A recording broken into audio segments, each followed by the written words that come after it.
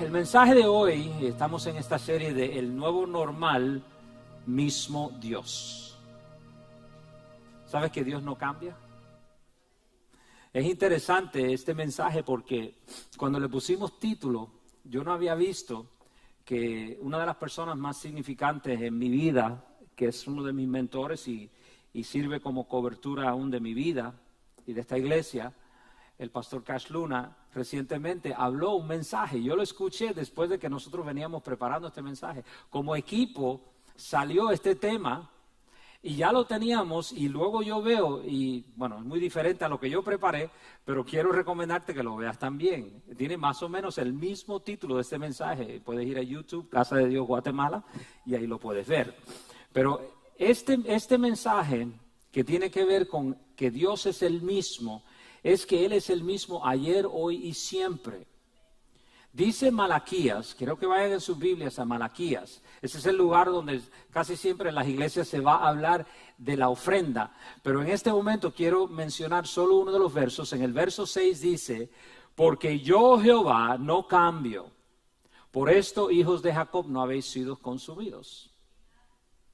La Biblia dice que Dios es inmutable, que quiere decir que Él no cambia. Di conmigo, Dios, dilo fuerte, Dios no cambia. Es uno de sus atributos, es parte, ese atributo refleja su carácter. Dice Lamentaciones en el capítulo 3, en el verso 21, esto recapacitaré mi corazón, dice el profeta ahí, por lo tanto esperaré. Por la misericordia de Jehová no hemos sido consumidos, porque nunca decayeron sus misericordias. Di gracias, Señor. Vamos, dilo fuerte. Gracias, Señor, porque tu misericordia no falla. Y dice el verso 23, nuevas son cada mañana, grande es tu fidelidad. Qué versos más preciosos. Pero si leyeras el capítulo completo en tu casa, te darías cuenta que el profeta estaba pasando por un momento terrible. Algunos que han analizado el profeta que dijo esas palabras en Lamentaciones, en ese momento dicen, ese hombre estaba deprimido. Estaba en un estado muy difícil. Pero él pudo recapacitar, meditar sobre quién es Dios y no tanto sus circunstancias, y pudo declarar esas palabras y pudo entender que Dios es fiel y es misericordioso cada día. Dios no cambia dependiendo de la cultura, ni de cuán moderna es la sociedad, ni de cuánta tecnología podemos nosotros desarrollar. En este nuevo normal, Él sigue siendo el mismo. Gracias por el amén. Ok, pero ¿cuánto me va a costar? Porque ya a Él yo le pagué. No, no. Jesucristo nuestro Señor, el que es Dios hecho humano, Jesús es Dios hecho un ser humano, vino en la carne. Se le describe en Hebreos 13, en el verso 8, Jesucristo es el mismo ayer y hoy y por los siglos. Y como Dios es bueno, Él siempre es bueno. ¿Por qué? Porque no cambia. Todos sus actos, todo lo que Dios hace es bueno. A nosotros se nos hace difícil comprender esto completamente. ¿Por qué? Porque vemos mucho que es malo en este mundo. Vemos maldad, vemos enfermedad, vemos cosas terribles. Y yo entiendo que nosotros luchamos con esta verdad. Yo te puedo decir, si tuvieras el ánimo de estudiarlo a fondo, podrías encontrar que aún en aquello que a nosotros nos parece que Dios decretó como una maldición, es bueno. Dios solo puede ser bueno. Y choca con nosotros, nos golpea esa verdad. Sin embargo, ¿por qué? Porque a veces no experimentamos esa bondad. Sí hay algo que tenemos que entender. Vivimos en un tiempo, en un espacio, en un mundo caído, lleno de pecado, que ha traído consecuencias que nos afecta a cada uno de nosotros. Pero sabemos que Él es bueno, aún en los disturbios, aún en medio de esta pandemia que está viviendo el mundo entero. Dios es bueno. También en Hebreos, allí en el capítulo 13, no lo tienes que buscar, dice, no te desampararé y ni te dejaré. ¿Qué quiere decir esa verdad, esa promesa de Dios para ti y para mí? Quiere decir que no solamente Él está contigo, ¿verdad que Dios está en todo lugar? ¿Verdad que Él está contigo? Pero dice que no te desampararé. Si lo estudias un poquito a fondo, te das cuenta que ese no desampararte quiere decir que cuando Él está contigo, que está contigo todo el tiempo, dice que te va a favorecer. O sea, que no solo Él está conmigo, sino que ya que está conmigo, su favor es para mí. Así que cuando yo estoy enfrentando algo que es en mi contra, que es negativo en mi contra, espérate, yo tengo a Dios a mi favor. Puedes totalmente asimilar esa verdad en tu corazón, en tus pensamientos, en tus sentimientos, en tu proceder, en tu vida de fe, cada día más y más, porque Dios no cambia, Él es el mismo. Ya que Él está contigo, su presencia está contigo. Y su presencia trae paz. ¿Por qué? Porque se manifiesta su amor. Lo que hicimos hace un momento, yo no pensaba que eso se iba a dar. Yo me quedé allí, yo ni quería pasar. ¿Por qué? Porque yo decía, este es un momento para olvidarnos de todo el mundo y solo ni pedirle nada a Dios, ni hacer nada, sino sentir su amor. Porque su amor echa fuera todo temor, echa fuera todo aquello que no le pertenece a Él. Su amor es muy grande. Su presencia está con nosotros. Y como Él no cambia, Él es fiel. Esta verdad de la inmutabilidad de Dios, de que Dios no cambia, es alimento al espíritu y especialmente al alma del hombre y de la mujer. Aquí, esto en ciertos momentos aquieta nuestros sentimientos en momentos difíciles. Puedes saber y confiar en esto cada día. Y todo esto es una pequeña introducción al mensaje que tenemos en el día de hoy. Porque cuando hay tanto a nuestro alrededor que está cambiando, tanto que estamos viendo que aún es falso, hay mucha falsedad moviéndose, ya no sabemos a quién ni qué creer, ya no sabemos ni dónde nutrirnos de las noticias, no sabemos ni cuál es la verdad. Aún en estos tiempos podemos estar en paz. Porque Él no cambia. Él va a llevar a cabo su plan para tu vida. Y te va a dar un buen fin. Dios te va a dar a ti un buen fin. En tu destino, en el plan que Él tiene para tu vida, en su voluntad que Él va a cumplir.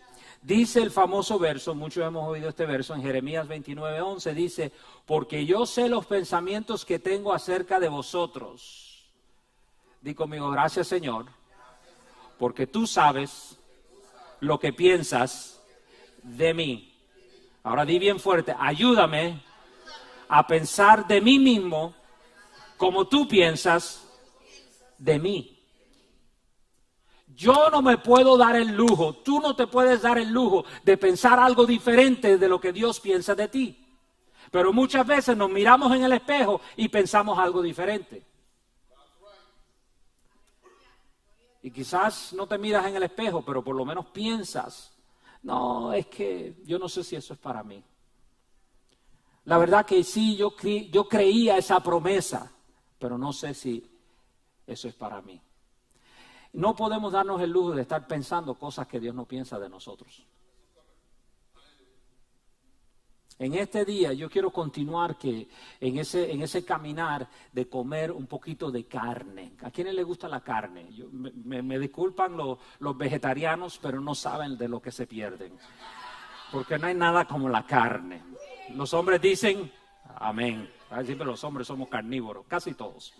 He conocido uno que otro vegetariano, pero bueno, gloria a Dios por ello. Pero a mí me gusta la carne. Y la semana pasada hablamos un poquito, mencionamos lo que significa la carne. Pero la carne es esa palabra que trae cambios a nuestra vida, que nos confronta a veces, no para regañarnos, no. Dios no te corrige para darte una palmadita por atrás, no. Dios te confronta o nos corrige para remover aquello que no es de Él, para que pueda fluir su bendición en nosotros, por nosotros, alrededor de nosotros, sobre nosotros. Y su palabra que identificamos como carne trae ese cambio. Quiero leerles una declaración hecha por un hombre que él lo dijo hace más de 100 años atrás. Es el fundador del Ejército de Salvación, William Booth. Este hombre vivió en el 1800 y algo y murió a principios del siglo XIX, diríamos 1920 por ahí. Y él declaró unas palabras muy, muy poderosas y quiero leerlas, porque viene al caso de la iglesia y del mundo completo de lo que estamos viviendo hoy. Dijo él, hace más de 100 años atrás: considero que los principales peligros que se enfrenta en el próximo siglo, y esto incluye a la iglesia que enfrentamos, serán la religión sin el Espíritu Santo. Escuchen claramente: el cristianismo sin Cristo, el perdón sin arrepentimiento, la salvación sin regeneración, la política sin Dios y el cielo sin el infierno. Estamos enfrentando cada una de estas áreas. Se los voy a leer rapidito. Bueno, ni se los voy a leer, se los voy a parafrasear. Nuestra regeneración ahora mismo está enfrentando, y bienvenida, nuestra generación está enfrentando cada uno de estos peligros. Muchos siguen la religión sin el Espíritu Santo. No se ve el Espíritu Santo en lo que ellos practican como religión o en su relación con Dios. Le piden perdón a Dios sin el cambio del arrepentimiento y no perdonan a nadie. Se llaman cristianos, pero no se parecen a Cristo. Porque cuánta gente no encontramos en la vida, y no es como crítica ni juzgar. Usted y yo no estamos llamados a juzgar. Podemos observar el fruto en la vida de alguien. Y si la persona no tiene fruto del Espíritu, no se parece a Cristo Jesús. Porque Jesús dio rasgos claros de cómo nosotros, Él evidenció cómo nosotros debemos caminar dando fruto cada día en nuestras vidas. Creen que son salvos sin ver la nueva naturaleza de Cristo en ellos, o que se manifieste Cristo. Todos estamos viendo la política que no incluye a Dios, ¿verdad que sí?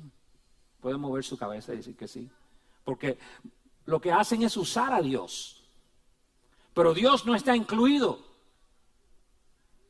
en el proceso, en la situación. Y por último, y es el que yo creo que nos confronta más como iglesia en el día de hoy, es que hoy día estamos escuchando un evangelio que se predica, y se predica de la salvación, se predica del cielo, de la eternidad, pero no se habla del infierno. Es más, yo creo que si hoy día hiciéramos una encuesta en las iglesias en Estados Unidos y en toda Latinoamérica, debe haber un % muy grande de cristianos que creen, el infierno no puede. Está bien el cielo, Dios nos ama, pero el infierno, ¿cómo es posible que un Dios que ama creó el infierno? No nos gusta esa parte de la palabra. ¿Por qué? Porque la palabra que es carne nos confronta. La palabra que es carne muchas veces toma o nos obliga a tomar una decisión de cambio. ¿Voy a aceptar esa verdad? ¿Voy a caminar como dice la Biblia? ¿O voy a aguarlo un poquito? ¿O voy a pasarle la mano un poquito al pecado? No, es que Dios es paciente. Y en esa temporada Él va a permitir esos pecadillos, como dicen. Ese pecadito. Yo me acuerdo hace más de 20 años atrás, en una de nuestras casas que Dios nos dio la oportunidad de comprar y construir, la persona que nos manejó la hipoteca, decía, no, pero eso son unas mentiritas blancas. Y yo, ¿cómo va a ser? Hay que poner todo lo que es verdad. Y era un hombre cristiano.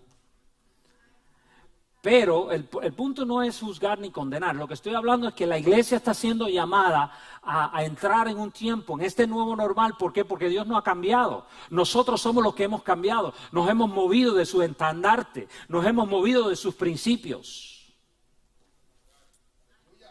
Y como vimos recientemente en la Biblia, en Hebreos, donde él dice, aún una vez y conmoveré no solamente la tierra, sino también el cielo. Hay un sacudir en muchas cosas, pero Dios sigue siendo el mismo. Y nosotros no debemos reaccionar, sino que debemos actuar según la voz de Dios y según Él nos dirige. Podemos confiar de que Él no va a cambiar de parecer, a pesar de las circunstancias. Su diseño, el diseño de Él para nuestras vidas no ha cambiado. Y el diseño para su iglesia es el mismo. Jesús ordenó que hiciéramos discípulos. Yo pregunté la semana pasada, lo voy a preguntar aquí de nuevo, ¿cuántos son discípulos del Señor Jesucristo? Y según lo que Él dice, que hagamos discípulos según lo que Él había enseñado. Y es un llamado a ser un discípulo, pero también a formar discípulos. Hay dos partes en su mandato, en su ordenanza. No solo que yo necesito ser formado y ser como Cristo, ser un discípulo, caminar como Él me manda. No, yo tengo que estar envuelto en la vida de alguien más para levantar, para compartir, para estar ahí por él o por ella, para apoyar, para que ellos también puedan ser formados en Cristo Jesús. Porque a Dios no le agrada que estemos de brazos cruzados en su reino. Ahí se los dejo, ese puntito. Ahora, ¿para qué más discípulos? ¿Para qué hace falta hacer más discípulos? ¿Por qué hace falta ser más un discípulo del Señor? ¿Para qué? Para que Cristo se manifieste a través de cada uno de ellos, para que venga su reino y se haga su voluntad. El problema es que esos discípulos se forman en la iglesia. Y nos hemos alejado de ese diseño original, del mandato del Señor. Nos hemos movido por estar haciendo muchas cosas dentro del cuerpo de Cristo. Porque es fácil decir que soy cristiano y no tener un estilo de vida de un discípulo en el Señor. Y por eso muchos que yo les había hecho esta pregunta, por eso muchas veces cuando yo hago esta pregunta, ¿cuál es tu relación con el Señor? ¿O cómo está tu relación con el Señor? Me encuentro con gente todo el tiempo. O alguien comienza a venir a nuestra iglesia y le digo, ¿cómo está tu relación con el Señor? Lo primero que me dicen es, bueno, yo no he podido ir a la iglesia, o yo estoy pensando ir a la iglesia, o yo voy a ir a tal iglesia. Y de eso no se trata. De ir a una iglesia, porque en la mente de ellos, la iglesia es un edificio. Y como ustedes pueden ver, aún en los cambios aquí en esta iglesia, estamos viendo de que ya la iglesia como tal está cambiando. El término que yo uso es, iglesia como tal está cancelada. Porque la sociedad, sí, te perdiste esa, la semana pasada yo hablé de eso. Acuérdate, ve a YouTube y ahí está. Si te interesa de cómo es posible que la iglesia fue cancelada, yo no me enteré. Bueno, ve el mensaje de la semana pasada y te vas a enterar.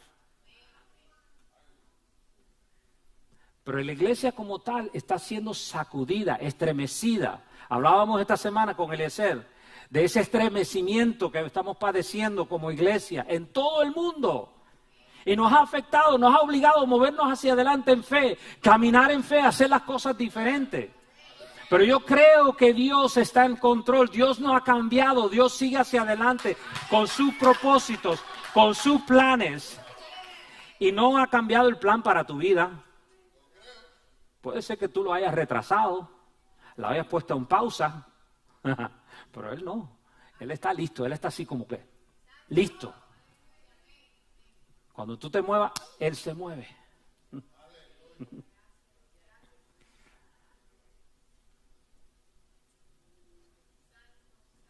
Cuando yo tengo una relación estrecha con Dios, le voy conociendo más y más. Voy descubriendo de cómo Él nos cambia y que los que cambiamos somos nosotros. Y voy siendo formado en ese proceso de tener éxito. Yo hablaba un poquito de eso la semana pasada.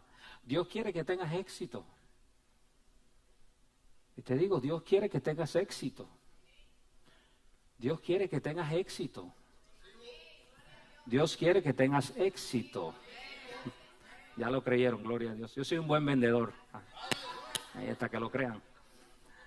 Mira, aún en medio de las dificultades, allí Dios va dando éxito. Aún en medio de todas las adversidades que vivimos, el éxito que tenemos no es por el criterio del mundo, no por el que dirán, sino basado en la palabra de Dios, basado en lo que yo estoy viviendo en mi vida, conociendo y entendiendo la grandeza de Dios, desde la perspectiva eterna de Dios y de las cosas que son importantes. Ahora, la iglesia está pasando por temporadas de cambio, eso lo mencioné. Estos acontecimientos en los últimos 3 o 4 meses nos han obligado a mirarnos individualmente y colectivamente como iglesia.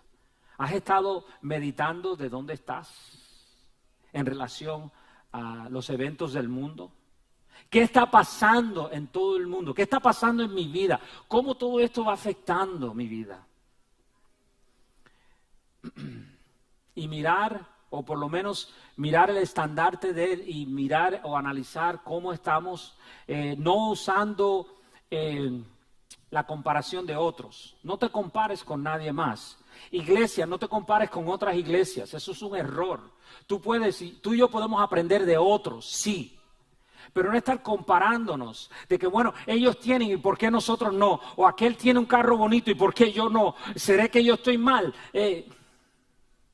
Al Señor no le agrada esto. Pero sí hay un estandarte. Y para nosotros saber si estamos en la línea correcta, si estamos caminando rectamente, para tú saber que algo está torcido, solamente tienes que poner al lado una línea recta, algo recto. Y te vas a dar cuenta si está torcido. Así, para poder saber si algo va de forma derecha. Y ese es el estándar que Dios establece. Es obvio muchas veces. La palabra de Dios nos muestra con claridad cómo debe ser su iglesia, cómo debemos ser nosotros. Venimos hablando de esa perspectiva eterna, lo acabo de mencionar de nuevo. Muchas veces nos enfocamos en tantas cosas pasajeras. Eso es algo que me gustó de ese mensaje que mencioné del pastor Cash. El nuevo normal, un mismo Dios, algo así, con un mismo Dios, algo así le llamó. El punto es que él hablaba de cómo nosotros pasamos por temporadas y tenemos que hacer ajustes. O tenemos que estar condicionados para poder ajustarnos a donde estamos. El pueblo de Dios salió de la esclavitud, pasó por el desierto, entró a la tierra prometida. Diferentes temporadas, pero Dios estaba siempre con ellos. Pero a donde yo quiero ir con este mensaje es que nosotros, que aunque nuestra vida aquí en la tierra es pasajera y viviremos eternamente, eso no quiere decir que Dios no desea que tú disfrutes de esta vida. Dios desea que tú disfrutes de la vida. Así que todo lo contrario, no dejes que alguien te diga, no, solamente piensa en la eternidad, en la salvación y olvídate de todo lo que está. No, eso no es cierto. Dios le interesa tu situación actual. A Dios le interesa tu familia. A Dios le interesa si tu esposo o tu esposa no conoce a Cristo. Si tienes un hijo en la casa que no conoce al Señor o que no sirve al Señor. A Dios le interesa tu familia, tus padres, tus hijos, tus nietos, tus hermanos, tus hermanas, tus amigos, tu trabajo, tu negocio. A Dios le interesa todo esto y Él desea bendecirlo.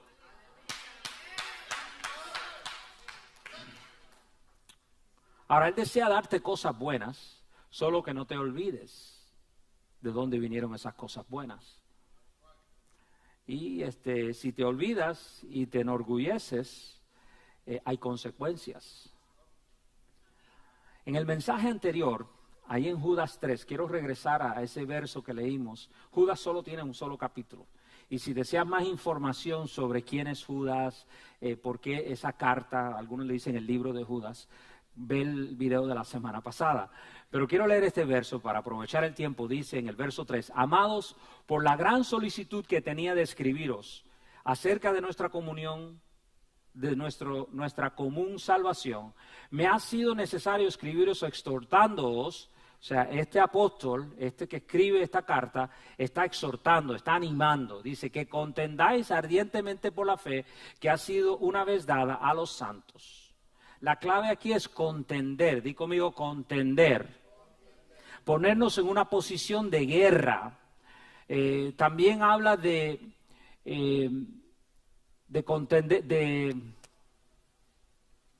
contender por la fe. O sea, y esa fe, lo que está hablando ahí es de la fe o nuestras creencias originales como las hemos aprendido en el Señor. Tenemos que entender que Dios nos está hablando diferente en este tiempo a la iglesia, como ninguna otra generación que ha vivido en el tiempo desde que nació la iglesia. Hay una palabra, la palabra no ha cambiado, pero la forma que Dios está alcanzándonos o nos está sacudiendo es de una forma diferente. Generación, esta generación, le quiero hablar a esta generación, ustedes están vivos, están aquí con un propósito, con este tiempo.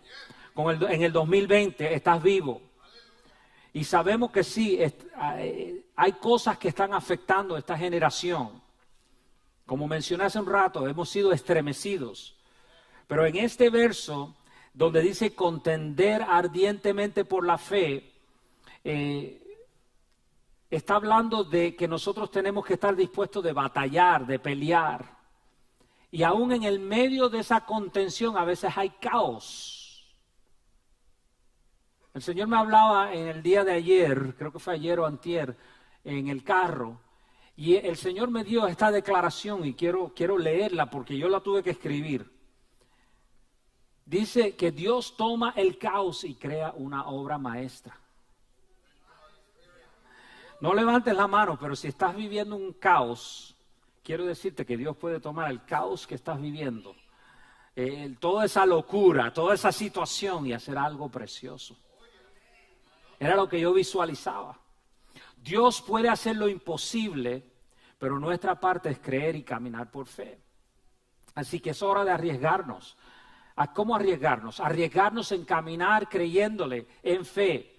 La iglesia ha llegado a un momento en el que tiene que dejar su zona de seguridad o zona de confort. ¿Para qué? Para caminar en fe. Y creer hasta incluso si eso significa ser el ridículo. A ver, levántame tu mano si te gusta ser el ridículo o la ridícula. Bueno, hay una por lo menos. 2, 3, ok, ¿quién da más? A pocos, ok. Los que son así, cálmense. Todos los otros, a ninguno de nosotros nos gusta ser el ridículo, nos gusta tener el pelito bien, nos gusta que nos veamos bien. Déjame mirar en el espejo a ver si tengo algo fuera de lugar, ¿verdad? Bueno, las mujeres, yo espero que los hombres no, los hombres somos tough, machitos, ¿verdad? Pero el punto es que no nos gusta hacer el ridículo y nos sentimos raros, que no me pongan a predicar, pastor, no me dé un micrófono porque no me pongan delante de la cámara porque tiemblo.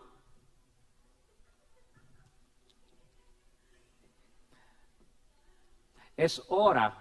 No en ese sentido de hacer eso, porque si no eres llamado a eso, yo entiendo. Pero es hora de estar dispuesto de creer de tal forma de que aún digas, tú eres ridícula por creer eso. Estás loco, estás loca. ¿Cómo va a ser que Dios te prometió eso? ¿Cómo va a ser que Dios, tú vas a creer que Dios te va a dar eso? Amén. Sí lo creo, que Dios va a hacerlo en mi vida. Que Dios va a transformar la situación. A la medida que me mantengo creyendo, Él me va formando en ese proceso. En ese proceso veo el establecimiento de su reino a mi alrededor, en mi vida, en aquellos que me rodean, en mi familia. Y ya que soy llamado, como yo acabo de describir, a hacer el ridículo, es para poder influenciar a aquellos con el cual yo tengo contacto. A veces es una influencia bien pequeña. Estoy en un lugar, le puedo decir a alguien, mira, Dios te ama. Y ahí quedó esa semillita. Como puede ser alguien que trabaja conmigo, que ve mi comportamiento, ve que llego a tiempo, ve que soy un buen empleado, ve que soy un comerciante si tengo negocio con integridad, etcétera, etcétera, etcétera. Influenciar a los que tenemos a nuestro alrededor. No tenemos que esperar para llegar al cielo, para entrar o para ver el reino de Dios en la tierra. Jesús dijo, el reino de los cielos está cerca. Y mencioné que mucho de lo que Dios está moviendo en la iglesia, en todo el mundo, es llevarnos a ese diseño original. Y por generaciones nos hemos ido alejando de ese diseño original. ¿Por qué? Porque nos comparamos muchas veces a otros, a nuestro alrededor. Así que aquí se nos exhorta, donde leímos, a mantener la fe original y no de compararnos a la generación anterior, sino que debemos ir al estandarte que está en la palabra de Dios. Muchas veces nos desviamos del diseño de Dios por diferentes razones, pero quiero decirte que el mundo entero a nuestro alrededor está buscando justicia en este momento. ¿Cuántos saben lo que estoy hablando? Muchos dicen, queremos justicia. ¿Verdad que sí? Han habido manifestaciones, protestas, clamando por justicia. Pero quiero decirte que esa gente, mucha de esa gente, lo que están buscando es amor y aceptación. El mundo entero tiene un añoro en el corazón por un rey que se llama Jesús. Y la respuesta de esa justicia que ellos añoran solo se encuentra en el Señor Jesús. Por eso cuando tú y yo oímos hablar del reino de Dios, ellos o otros o nosotros están hablando del reino que tiene un rey y ese rey se llama Jesús. Y si no señala a Jesucristo como rey, escúchame claramente, porque hay muchas religiones por ahí falsas, si no señalan a Jesucristo como rey supremo de ese reino, no es bíblico. Porque muchos hablan de un reino, pero Jesús no es el rey de ese reino. Pero volviendo, el mundo necesita ejemplos, modelos de cómo entrar al reino de Dios, cómo poder participar de las riquezas, de la abundancia, de la bendición, de la paz, del gozo de ese reino inconmovible que no cambia, así como Dios no cambia. Cómo vivir, cómo nosotros debemos vivir, se trata de mostrarlo en un estilo de vida, y por eso llamamos la gente a un discipulado. Modelar y poder ilustrar cómo funciona el reino de Dios en la tierra. Esto es esencial para los que no conocen al Señor o no conocen, aun cuando ellos no saben lo que buscan. Hay mucha gente protestando, hay mucha gente que se han tirado a las calles, hay muchos que se han violentizado, pero ellos ni saben lo que están buscando.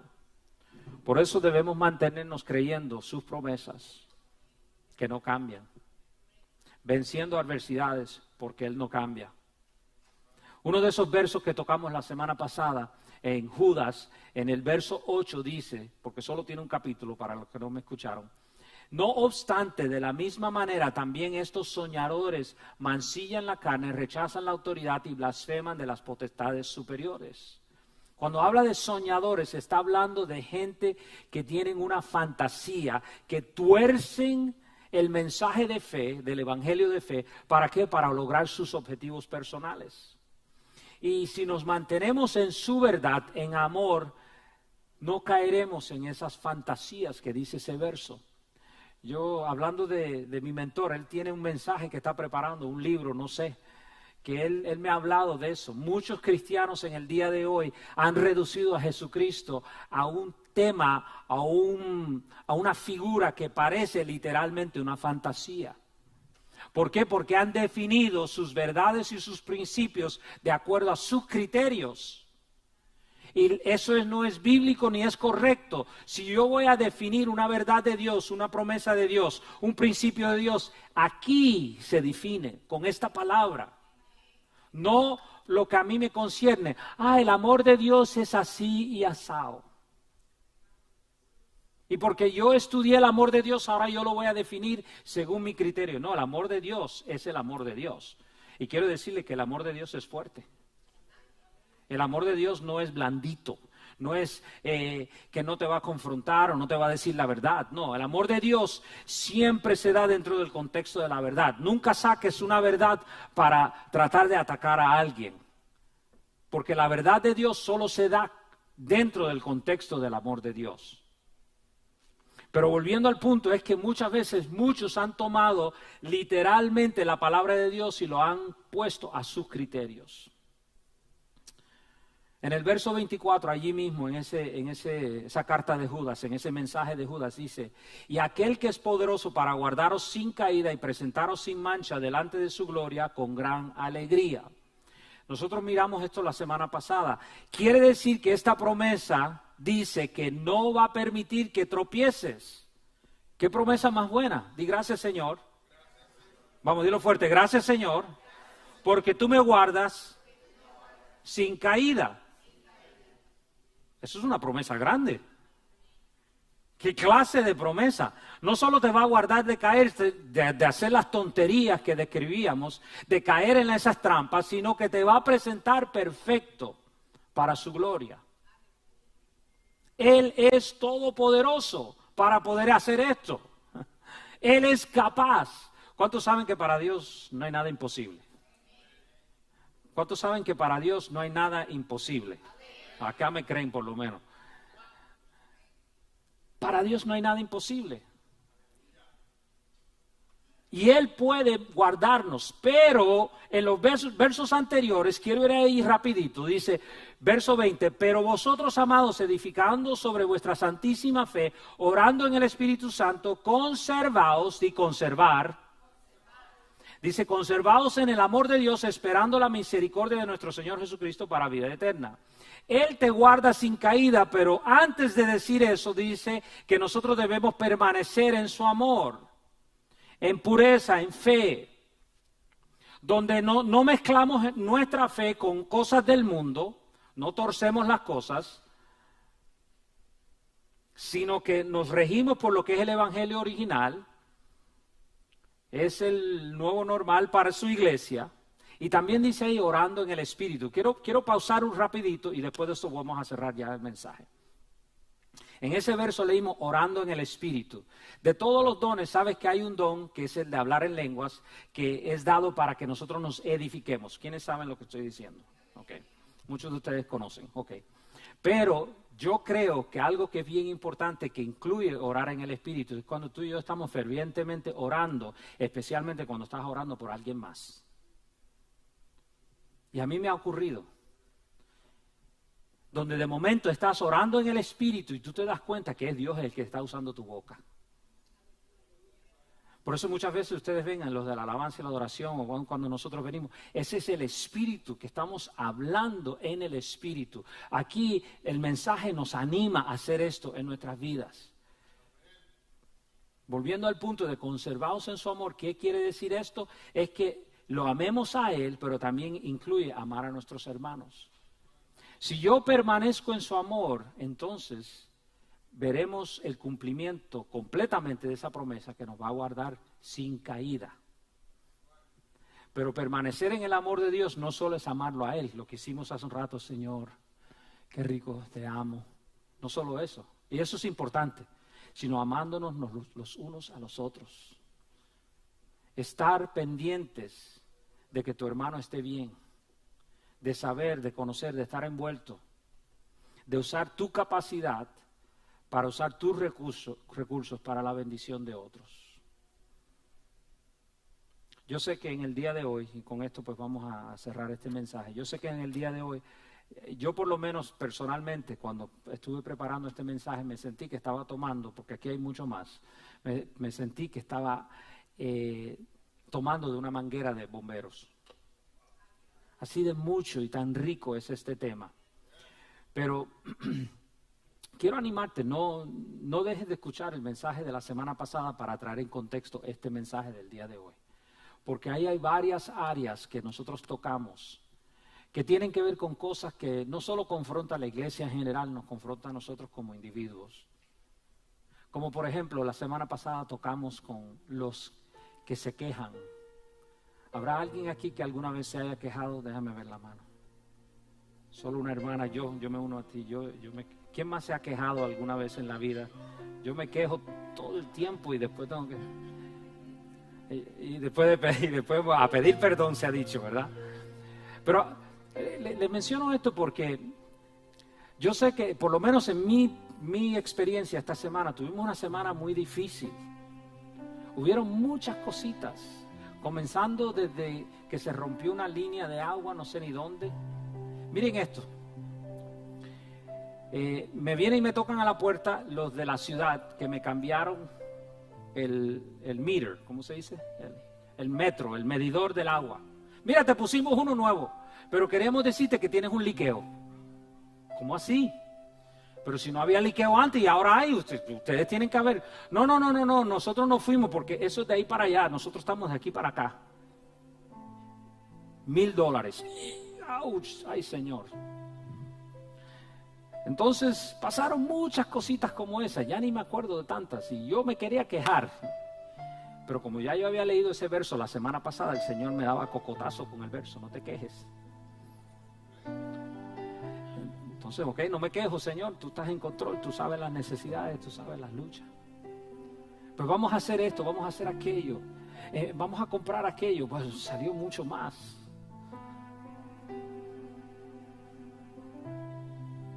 Y el Señor nos corrige, nos confronta. A veces no tiene que ver con nuestras vidas, y sí está sucediendo. El Señor está estremeciendo su iglesia. Quiero que ustedes se pongan de pie ahí donde están, porque sí tenemos que cerrar este mensaje.